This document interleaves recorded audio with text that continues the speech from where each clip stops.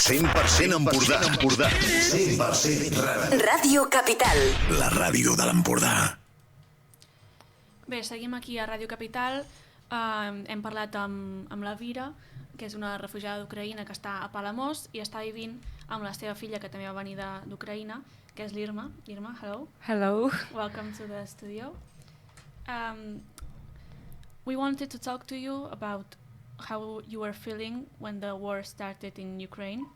Can you tell us what was maybe the starting point of the war? How did you feel about that? Yeah, I remember the day. It was 24th February. It was 5 a.m. when the war started. All Kiev, all the country wake up because of really loud explosions. Mm-hmm. Firstly, you can't get what is happening. You can't believe this is happening. And then you open the news and you understand that Russians started a war. I can't explain these feelings because something breaks in you, inside of you, and you ask parents what will you do, you chat to your friends what are they going to do, what everybody is going to do. Firstly, everybody's tried to keep calm, and they said that only some war buildings will be destroyed, but when everybody understands that destroying military people, all the houses where people live, it's just not possible to explain the feelings. Then it was first night, and every 30 minutes it was some explosions, sirens all around the city. And even now when I hear some loud noises or even ambulance is going through me, and I'm the first idea in my head is where to run, where is the nearest bomb shelter to hide from it, because it's really scary.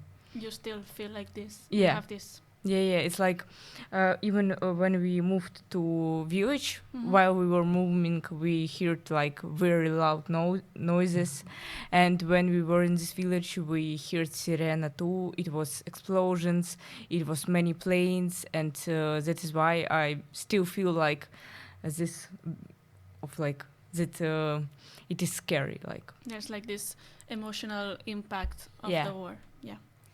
And how did you feel about the decision of leaving Ukraine? I was against, because I don't know. I just feel that I'm leaving my country for.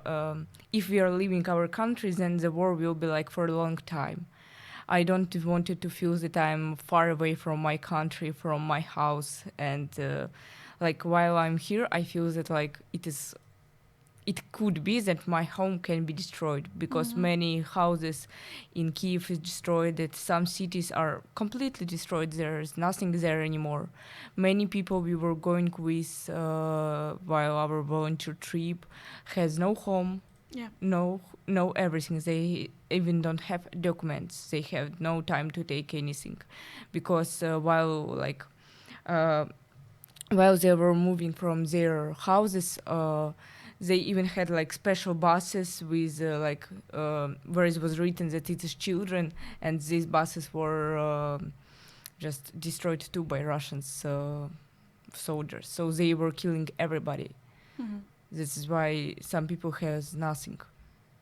And we talked with your mother about the decision of leaving.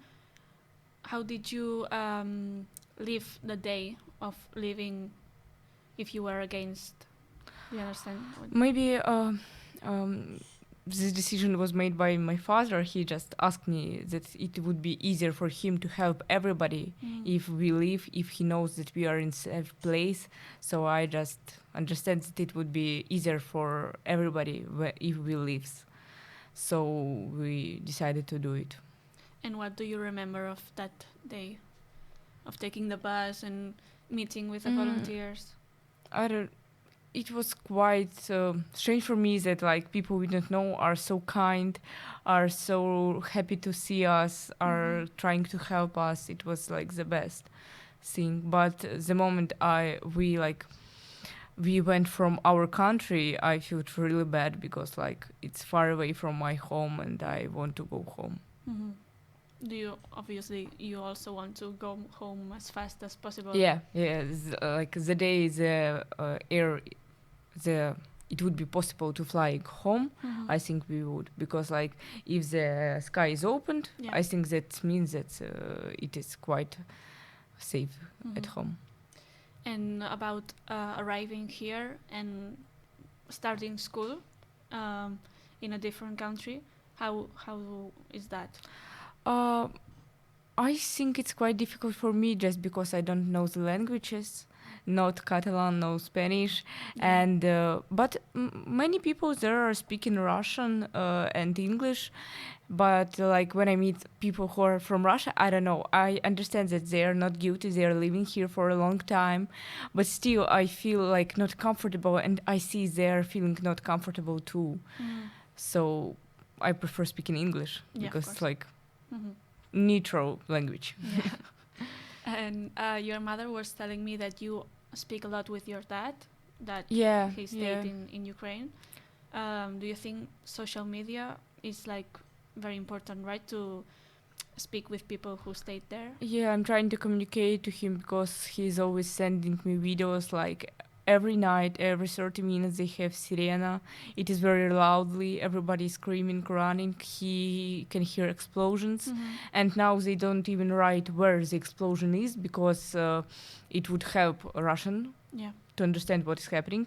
So it is not possible to write anything.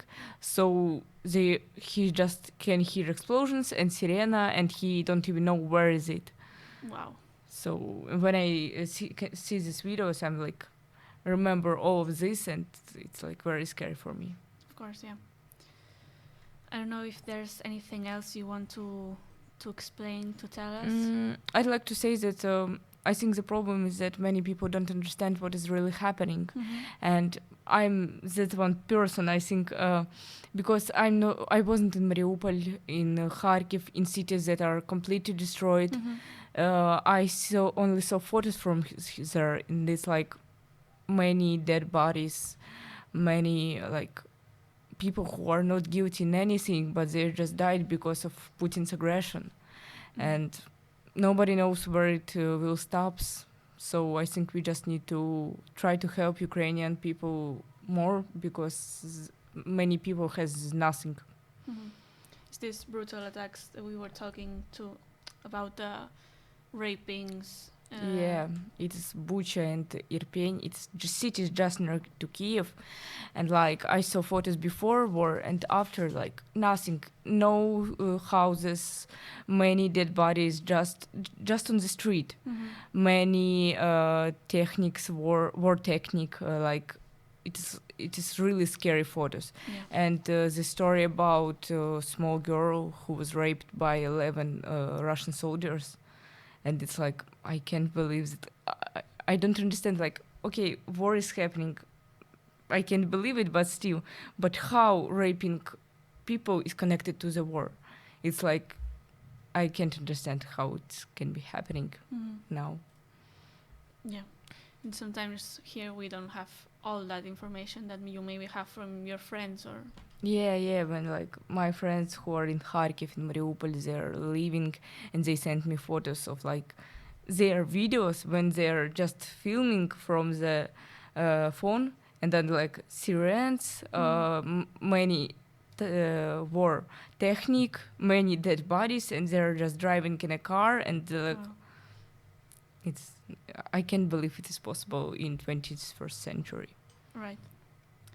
Well, then we are so glad to have you here to know all of this that only you can tell us. So thank you very much for being here today. I'm happy to. Thank you very much. Thank you. Encara no ens segueixes a les xarxes? Instagram, Twitter, Facebook. Trema'ns amb l'usuari Capital Empordà. Segueix-nos i connecta amb nosaltres. Ràdio Capital. La ràdio de l'Empordà.